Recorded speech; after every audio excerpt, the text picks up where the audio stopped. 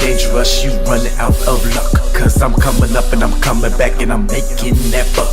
I'm dangerous, and I'm ready to bust. I'm powered up, so revved up, God the only thing I trust. Caught between a rock and a rock, only way to come out is my God. We're on the street, I'm a bad boy. My boy said to run the house, hold it down boy, wow, daddy out. Cause that payroll just went up on the cloud of heaven, so you know you looking up. Laugh at my pain, see what I gain, never again. Caught between my love. Laugh at my pain, see what I gain, never again. Caught between my love. That man in the mirror is dangerous. Hands raised, touching nothing, he's dangerous. Loving to be healthy, I'm dangerous. No gravity to my thoughts, I'm dangerous. Not made perfect, truth in God, dangerous. Carrying weight I wanna throw away, dangerous. Thanking God for the plan, I'm dangerous. I'm dangerous, you running out of luck. Cause I'm coming up and I'm coming back and I'm making that buck. I'm dangerous, and I'm ready to bust. I'm powered up, so revved up, God the only thing I trust. I'm dangerous, you running out of luck. Cause I'm coming up and I'm coming back and I'm making that buck.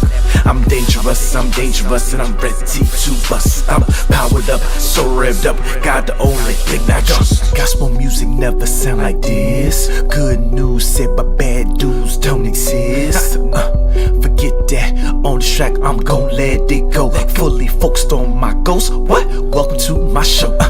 Paid tickets were paid by Christ. Rapid hate can't love nobody, why we gotta fight?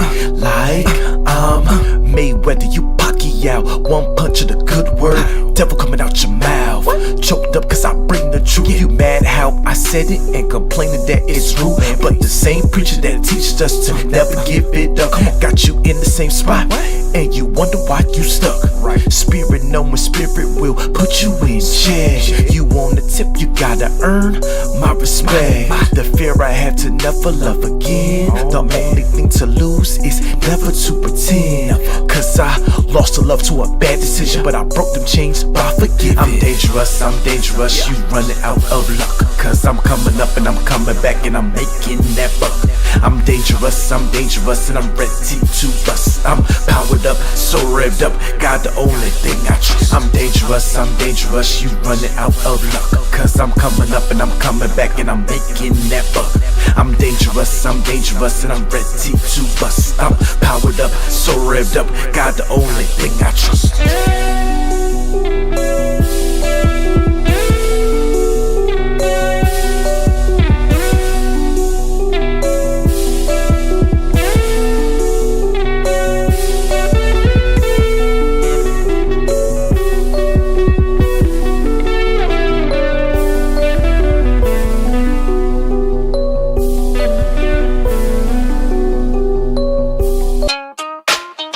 You know I'm a hustler.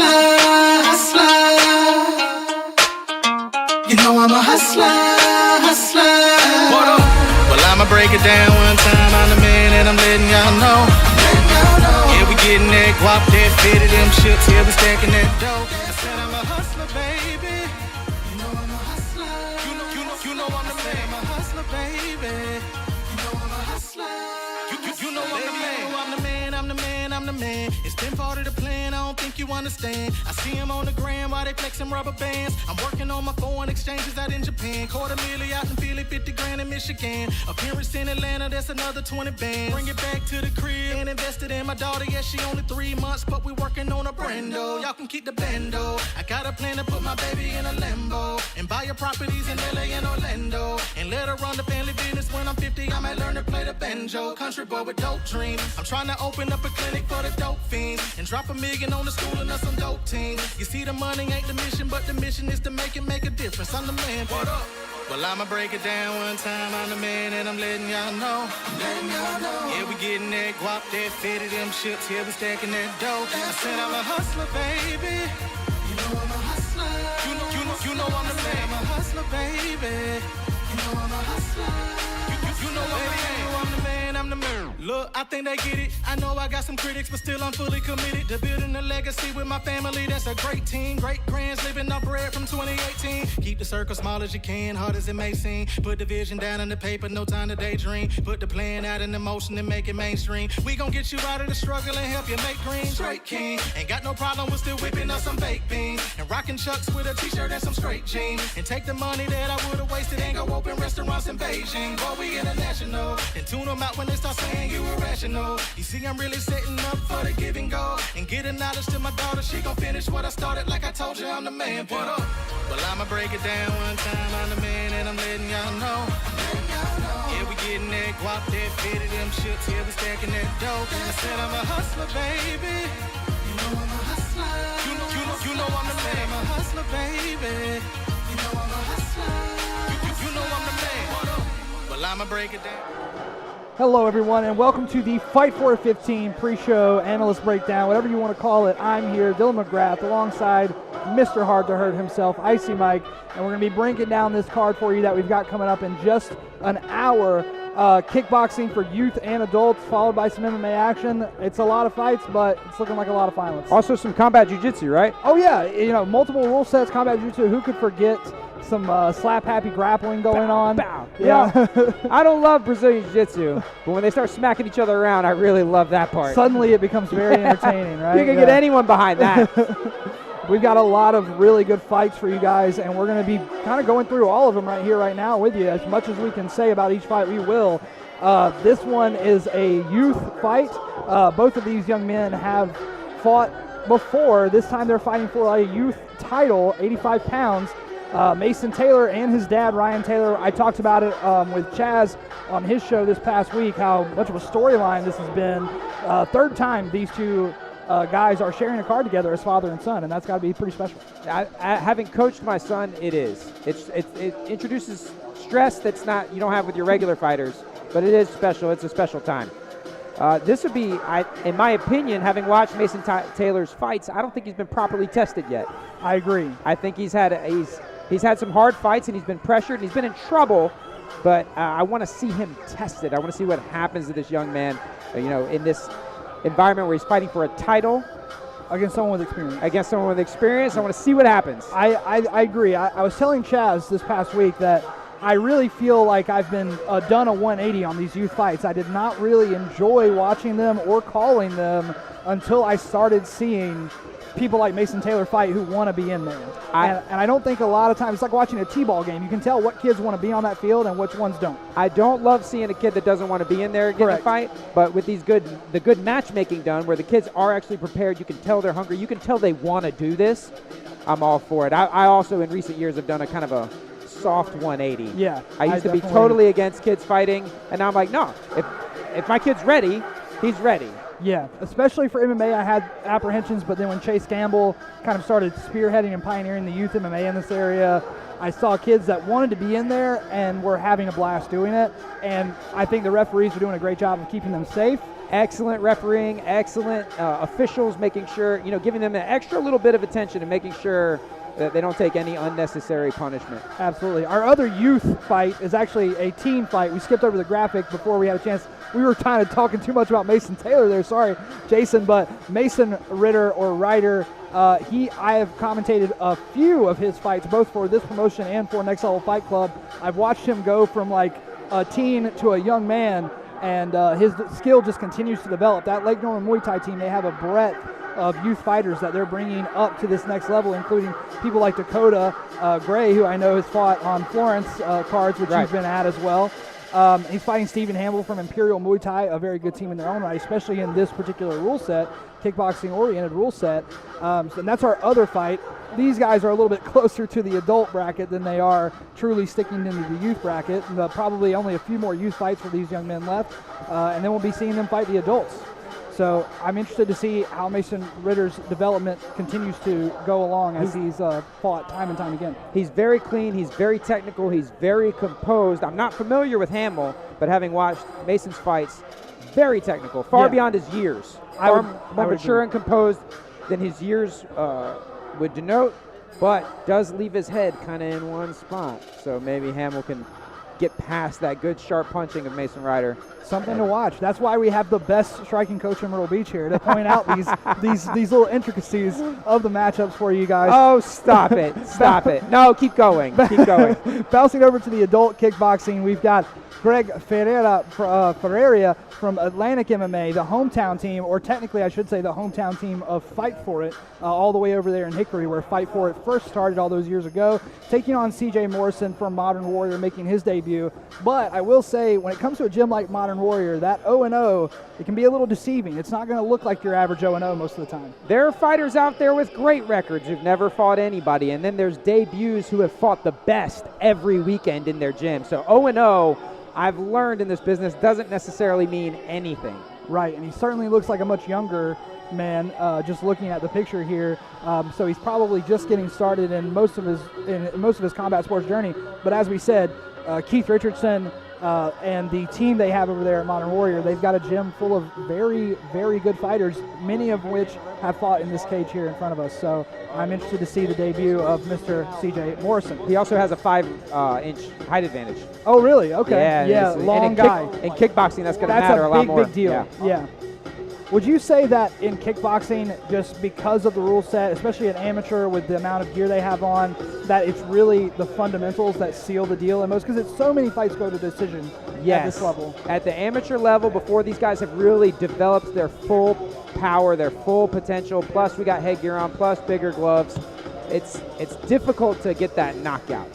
And I think a reach advantage and height advantage matters even more then. As guys progress and you learn to get past that, having a 5-inch height or reach advantage at the amateur level, especially as debuts, that makes a huge, huge difference. The matchup you guys are seeing on the screen there is James Parks versus Jeremy Hartzell at 230 pounds. Big boys. Big boy kickboxing. And, we were talking about how hard it is to finish some of these fights, even with all this gear on. Sometimes you see heavyweights get the finish here. James Parks is a southpaw that throws head kicks. Absolutely. He has that one fight experience as well. If anyone can get you a finish on a card, it's going to be the 230-pound southpaw that throws head kicks. Absolutely. Absolutely. He's taking on Jeremy Hartzell of Team Rock Harrisburg. Team Rock, one of the oldest gyms in this area, and has consistently put out fighter after fighter on show after show. I don't think I've ever done a show in the Southeast without having at least one Team Rock fighter on it. So once again, one of those gyms where you got an 0-0 next to your name, but you've probably got a very, very good breadth of experience in the gym, and it's just a matter of, can you do the same thing that you do in the gym on fight night? Yeah, that's usually what separates the level. Can you do it when people are watching? Right. Can you do it when the lights are on you? Exactly. Sam Hamilton versus Osvaldo Hernandez, another interesting matchup here. This one at 125, which is kind of the opposite end of the spectrum of what we were just talking about, the lightest of the adult weight classes. I believe I've seen Hamilton around. I know he's out of Modern Warrior, so I've seen him kind of in the crowd supporting his teammates or in the corner for a little while now, so I'm sure he's been anxious to get his debut for a little bit. He finds it tonight here against Osvaldo Hernandez from Matrix MMA. They've got a few fighters on the card as well. We'll be talking about Jonathan Freeman here next, but both very, very good gyms, so I'm excited to see what they put out. And they're 125, so at 125 debuts, we don't know what they're going to do, correct, but they're going to do a lot of it. Yeah, and they're probably not going to be tired when it's all said and done. They're going to be going the whole time. Speaking of Jonathan Butterfly Freeman, I think that if you watch Street Beefs, you are probably familiar with the Butterfly, especially if you watch it religiously. He's fought on there quite a few times. He just fought in MMA, I think, last weekend and got a 30-second knockout. Here he is back again tonight in the kickboxing ring, trying to get his first victory in amateur kickboxing. Wow. What a beast. Am I right? This is on the kickboxing, this is one of the fights that I'm most interested in seeing. I think this one's going to be really good. I think if we see a finish, we could see it in this one. Yeah. These guys throw hard strikes. Freeman's going to have to find a way to not stay out on the end of Hector's kicks. Now, I've watched a lot of Jonathan Freeman. I'm sure you have seen a little bit of him as well. I've always been very impressed by his darting movement and the way he kind of sets up shots on the end of angles or moves into the angles where the shots are best put. Do you agree that he has really, really good movement for someone at this amateur level still? Yes, absolutely. And his striking is a little higher IQ than most people at this level because he goes, not only does he change angles, he also goes downstairs, upstairs, downstairs, upstairs, and he blocks and kicks and defends kick. He blocks kicks very well, defends kicks very well. whereas Daquan Hector throws kicks very well. So I'm really interested to see. So if Jonathan Freeman can defend those kicks and then throw everything he's got into that hard right hand, Yeah. I kind of think we see a finish in this fight. I like the odds of that myself as well. And Jonathan Freeman coming back to fight for it. He has fought, I think his first fight ever was for Fight For It. And you see that man who fought in that fight versus the man who fought last week. It's a completely different guy. So the improvement continues to pour on. Going back over to 185 pounds, you got Luke Johnson from the Lake Norman Muay Thai team taking on Tyler Flynn. 2 more debuts, this time at middleweight. 2 very, very good teams. Lake Norman Muay Thai, I talked about them earlier with the youth fighters, but they're no slouch on the adults either. And then ATT Asheville kind of becoming very well known for kickboxing and Muay Thai fights. Yeah, the North Carolina and surrounding area, like kickboxing and Muay Thai scene is it's always been great, but lately it's getting really, really good. Really high quality fighters that are putting on performances that look like professional performances. We've got good shows too between, Fight For It, Walker Vivian's fight nights, some of the other cards that have come back since, that COVID era, people being so thirsty they're for cooped live up. violence, We were cooped up for so long. And it's like we're making up for lost time now. It seems like in the Southeast there's a show almost every weekend. So I'm excited to see these 2 guys make their debut.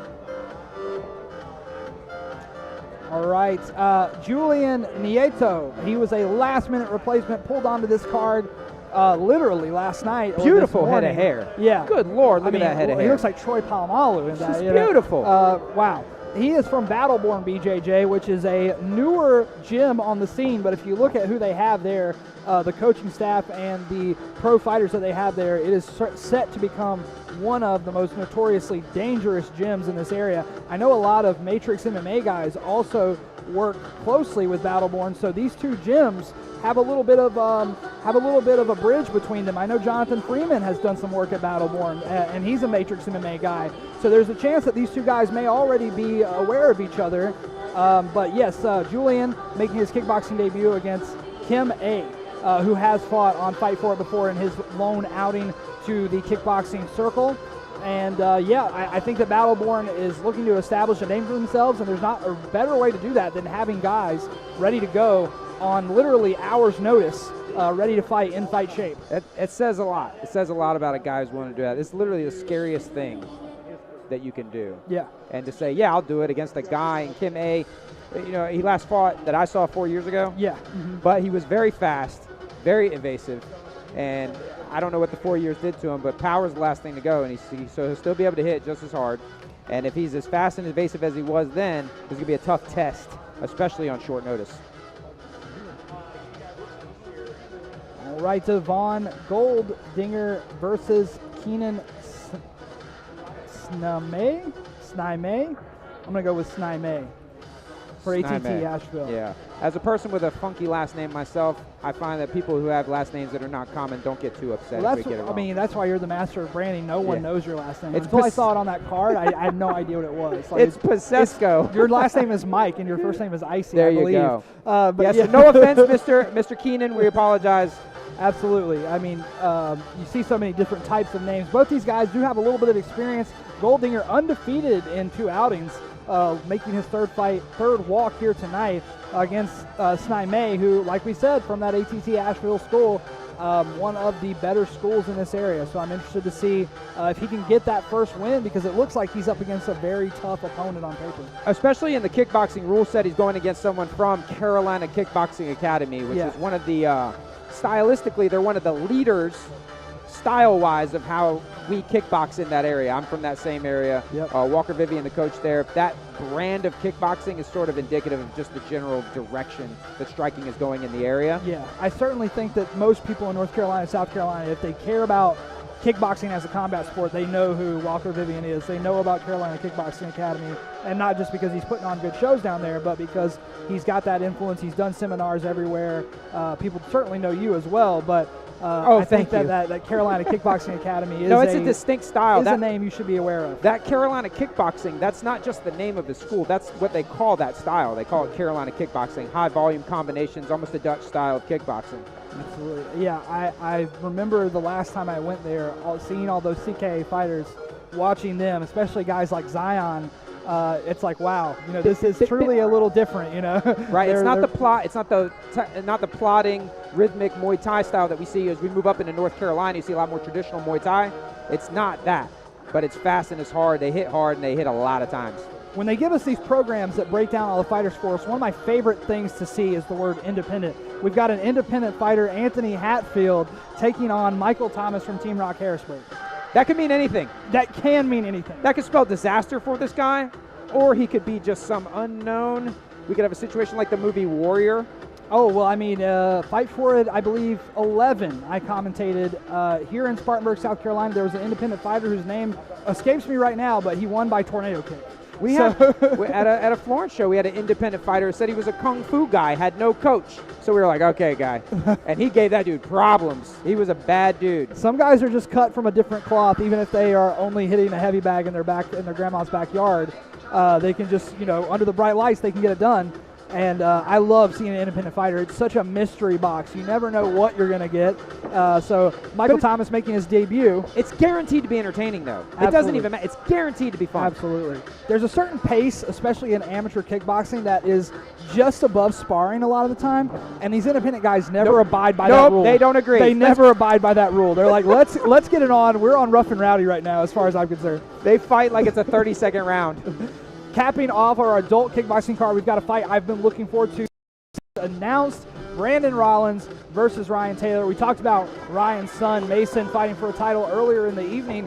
Can they both bring home belts tonight? That certainly would be a raucous car ride back home if that was the case, I think. You won't be able to tell those boys anything when they get home. Not for a few weeks, but Taylor has a task out in front of him with Brandon Rollins. I think there are very few people. He may be, at this point now that Josh Crouch has kind of gone more into the promotional side of things, he may be Mr. Fight For It. He may be the guy with the most fights in the modern promotions history, and he's very, very familiar with this venue. He's very familiar with this rule set, and he's got a lot of fights. Tough kid, but Ryan Taylor's from a good team, and he's got very, very, like you said, technical striking. Yeah, Rollins versus Taylor is the first match on the card that I would call a true stylistic matchup. Like, you have one distinct way of doing things versus another way of doing things. Rollins sort of poke and probe with his kicks and then unleash a lunging, powerful strike.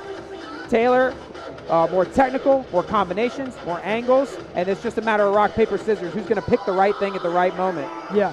Now, they do have one shared opponent in their history together. His name escapes me. I think his last name is Green. He always fights in spats. But I remember Ryan having a much more one-sided fight against him than Rollins.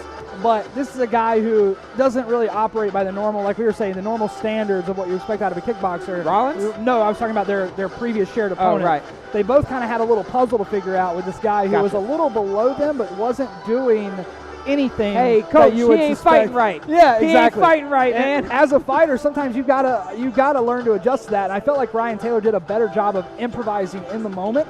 But we will see. I mean, Rollins is a guy who's very interesting to me because he doesn't necessarily – he has been around to a few camps. He's now with Immortales, which is a great team. Jock Ornell. We didn't talk about Jock Ornell, but we've got something to talk about when it comes to him. That's a good team, but Rollins has kind of bounced around a little bit. I'm interested to see how he's changed going through these camps and going back to where he started it all, back with Saul and those guys over there at Immortales Fight Club. Just to mention it, Jock Ornell, his teammate, took a fight literally on 2 hours notice earlier tonight. Jock Ornell, 7-0 as a kickboxer, has fought for Fight For It 3 times. He's going to be doing an exhibition match against the Redneck Raccoon Aaron Johnson, making his second walk. So a very big matchup kind of experience discrepancy, but it shows how game Jock Ornell is to get in there and be like, yeah, I'll do an exhibition with the guy. Did he just come here with his team for his fight? Yeah, I got my stuff. I'll go. Whatever. I'm close to 170. We can make this work. Anyway, that's it for our adult kickboxing match. We're going to go back over to adult MMA, which is going to be the second portion of our card before we get into the pro fights. Isaiah Copeland taking on Aziz Azami. This is once again a Team Rock Harrisburg, and then Azami coming from that Modern Warrior corner. Modern Warrior really filling out this card. I remember when they only had 5 or 6 people in their gym pictures, and now it seems like they have so many guys. Good for them. Walking, not just training, but walking to the cage. That's awesome. I think that when you're around people like Keith Richardson and you're around people like Taylor Starling and you can see everything that's going on, you can see the inspiration that these guys are putting out in the gym. It's enough to make you want to make your walk, and it's awesome to see so many guys debuting. Yeah, absolutely. I love to see that. I love to see gyms successful. I love to see gyms growing, and it's a cycle. You gotta have guys to get guys, and it's a very hard thing to do. I know that personally as a gym owner myself, but it's great to hear a success story, especially after the troubling times that gyms have had. Yeah. Next up, 185 pounds, we got Jeremiah Opada from that Battle-Born MMA school in High Point taking on Justin Groves of 4M Fitness. 4M Fitness not putting out a ton of MMA projects these days, or prospects, I should say, but they have one here with Justin Groves making his debut against Jeremiah Opada from that Battle-Born school. And Kelly Anunson, head coach over there at Battle-Born, I'm much more interested to see what his athletes do in the cage in MMA versus kickboxing, just because he has such a brilliant mind for what works and what doesn't work in grappling when you're getting punched in the face. So I think that's a big difference between most jiu-jitsu coaches and a guy like Kelly, who is on The Ultimate Fighter, has been in here, knows what's going on in here, and has a good mind for MMA-based grappling. Yes, it's important to make that distinction. Some coaches get it, some coaches don't. Oh, this is exciting for me. Britton Kane is one of my favorite local regional fighters. Yes. One of my favorite guys to watch fight. I've seen him around a little bit. It says he's 0-0, but I watched him fighting kickboxing. He's had a bunch of kickboxing fights. Okay. And this joker, I asked him, every time I see him, I said, hey, when are you going to fight MMA? And he says, I've been thinking about it. And this guy, I think he's been hiding this from me. He doesn't want to tell me. Maybe he didn't want to jinx it, right? But I'm so excited to see him here on this card. I don't know much about Dalrymple. I'm thinking he might be a wrestler. Well, he's from Carolina Combat, which is, that Tom Ziegler headed school that Brian Battle and Shamik Harvey, Jonathan Martin train out of.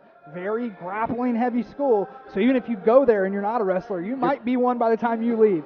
So I'm very interested to see, because their style is very reminiscent of the Hayastan system that Tom Ziegler is a black belt in, that Gokor Chavichian system, which is we drive them back to the fence wall, we wrap them up, we take them down, we triangle their legs like we're Khabib Nurmagomedov, and we rain down the punishment. So Kane, like you said, definitely more of a striker, classic striker versus grappler matchup. Didn't Kane fight our boy Victor Ma from Hometown Martial Arts? Yes, it was the fight that was an insane fight. Fight of the year across everything. It was so good they needed another round. Yes, we actually, I don't know that officially they should have done one, but they did one. They did wanted to see one. We were all feeling it. Yes, it was great. 4-round battle. So, yeah, striking. I definitely think he's a great striker, but he hasn't been tested yet in the grappling. He does train jiu-jitsu at Next Element Academy under Derek Kennington, a jiu-jitsu black belt. Very good jiu-jitsu school. Very good. I own a school in Myrtle Beach, and when people say I want to do jiu-jitsu, I refer them to there. Yeah, Next Element, as somebody who does a lot of commentary for jiu-jitsu super fights, they've got a great team over there. Philip Painter, Zachary Moore, Leah Sohn, a great team of competitors. So if you're trying to learn some jiu-jitsu, those guys are more than obliged to smash you out and show you what's good.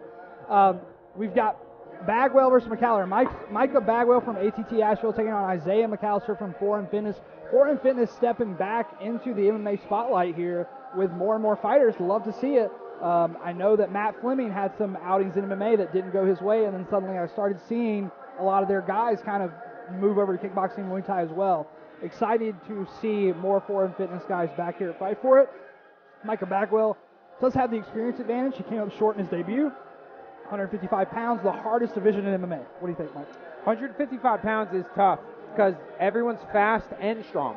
Exactly. When you're in that 155 to 170 range, they do everything. They do everything well. I've only seen one fight from Micah Bagwell. He had good composure, but wasn't very active. Didn't do a lot.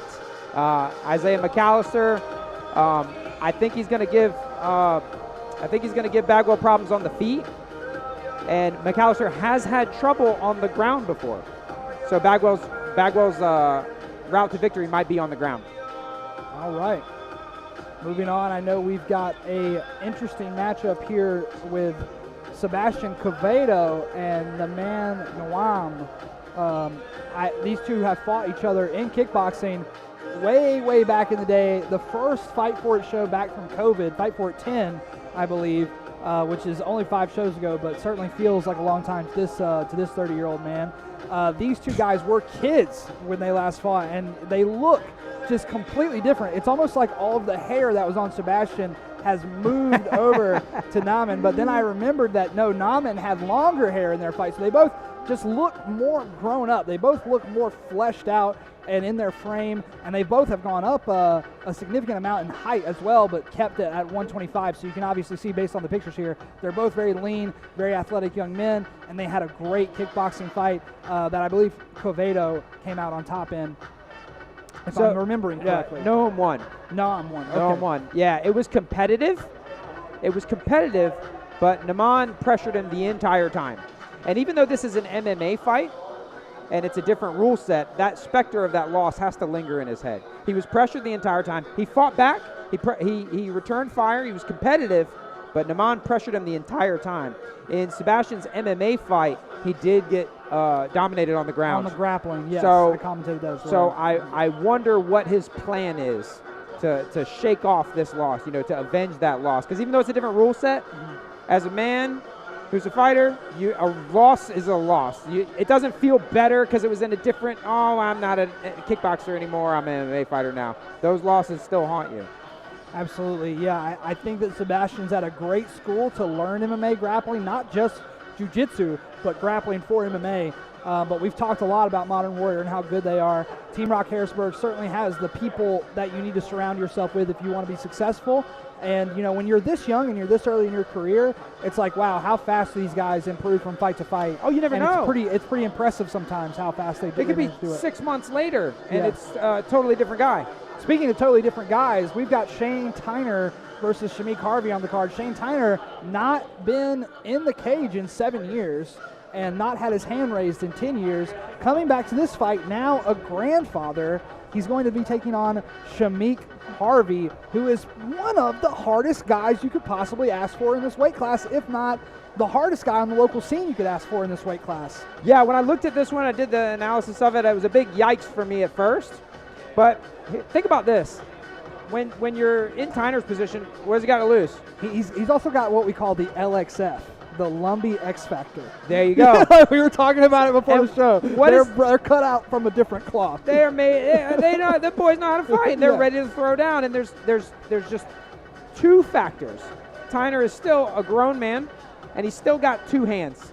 So anything can happen. Yes. And he's got nothing to lose. And when I was talking with Chaz from Carolina Warrior about this fight on his show this weekend, I said, you don't have to win to have a good showing or a good moral victory, especially when you're Shane's age and you're coming back from this kind of layoff and you're cutting down to 125 from 152 pounds. He actually, no matter what happens, he actually can't lose. Actually, yeah, and I agree with you, just because if you look at how this fight card looked on Wednesday and you look at it now, so many fights fell out, many guys missed weight. He's still here. He's here. Yeah. The guy who has every reason not to make the weight, not to make the walk, is here. The 38-year-old guy coming back from the layoff, that shows he's mature, that shows he's professional, that shows he's came to fight and he's ready to fight.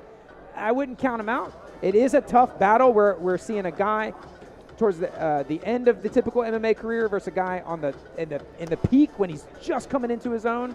But, dude. And the thing about Shamik Harvey is, if you've never seen him fight before, it's like the worst style you could possibly ask to fight. I mean, you're talking about like a grappling, heavy, wrestling, athletic, explosive, fast, fundamentally sound athlete who just has an insane pace. I've seen him go 5 rounds. I've seen him put on a high pace for 5 straight rounds. As an amateur, he was fighting for the belt at like 4 fights in. Now 5-1 as a pro, talking about the Contender Series as early as next year.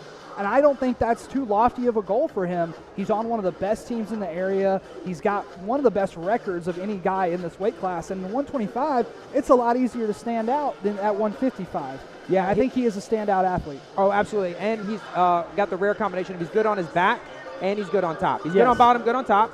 And when it's on the feet, he has no problem being real evasive, staying on that bicycle, timing out his shots, and if the shot doesn't work, he takes another one. And when he gets on top, he makes it miserable for you. Only 26 years old as well. Oh, my God. Aaron Castro versus Levi Whitlow, a rematch from their amateur days.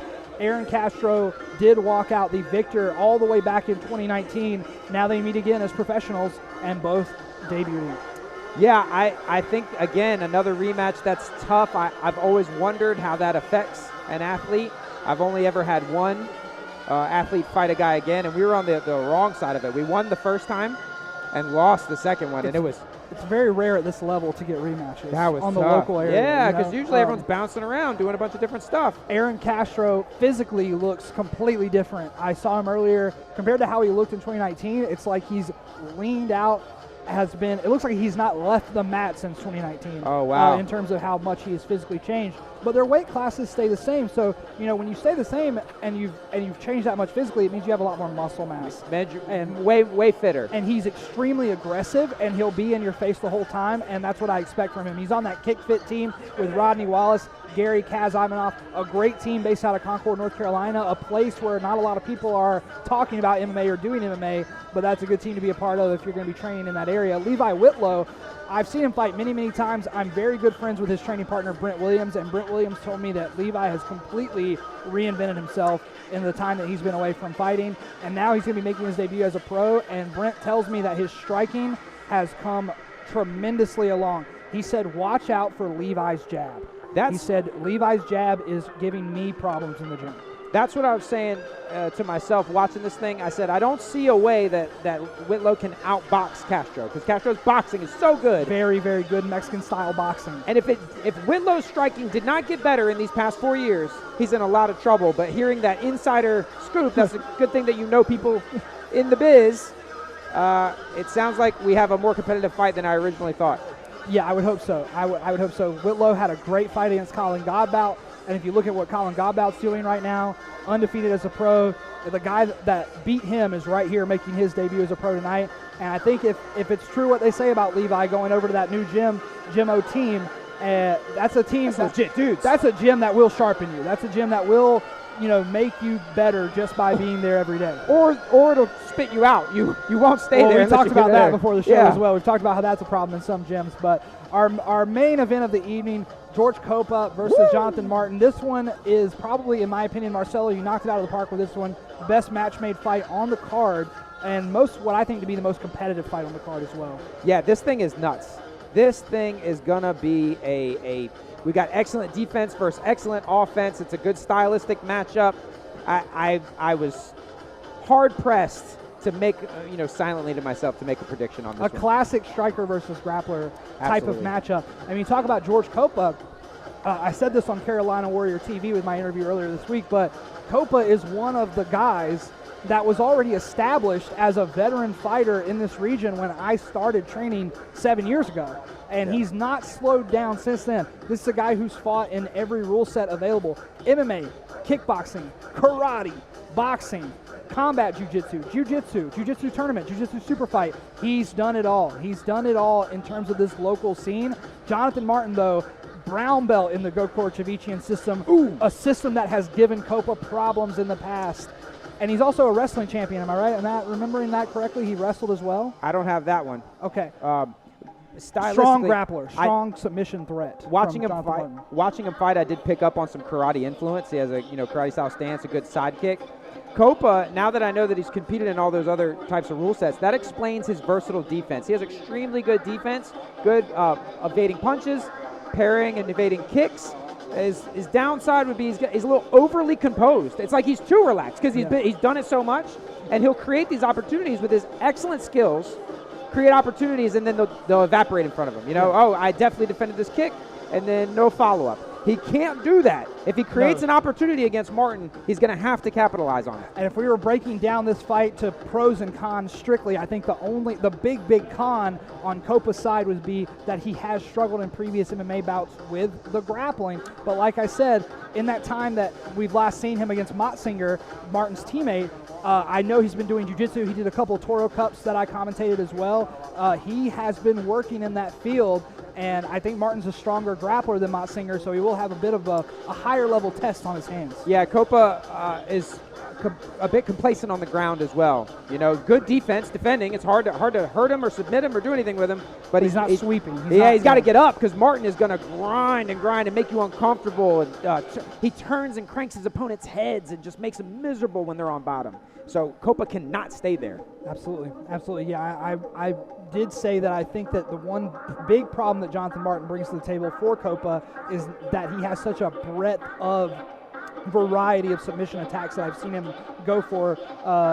I think that most guys, they want to get to your back and choke you, but Martin can finish you from a lot of different areas. He's patient. He stays on top and he'll just hold and crank and turn you and make you uncomfortable, make you give something up. What's good for Copa is that he's patient and composed, and I don't think he'll fall for any shenanigans, but he's in for a long, long night if he doesn't immediately get up. I agree. Ladies and gentlemen, that is our card tonight here at Fight For It 15. We're going to be getting started in just about 20 minutes here, and we can't wait to share all the violence and all the fights with you. We've got youth fights in both kickboxing and MMA. And yeah, I'm Dylan McGrath, Icy Mike here. We're going to be back with you guys shortly. The pay-per-view is available. The link will be below. $34 gets you access to a full night of violence. That's it. Half the price of the UFC. And more exciting, more passion. It's like college basketball versus pro basketball. These guys need this. Some of these guys are paying to be here. They're not, most of these guys costing them money. Are costing them to be here. So yeah, lots of good stuff going on tonight. We got multiple title fights going on. Father and son title fight with Mason Taylor, Ryan Taylor. That's one of the big stories. Main event, 3 pro MMA fights, all on pay-per-view. Description below, you can get the link to the pay-per-view, guys. Join us, please, for Fight For It 15. Signing out, Dylan McGrath and Icy Mike.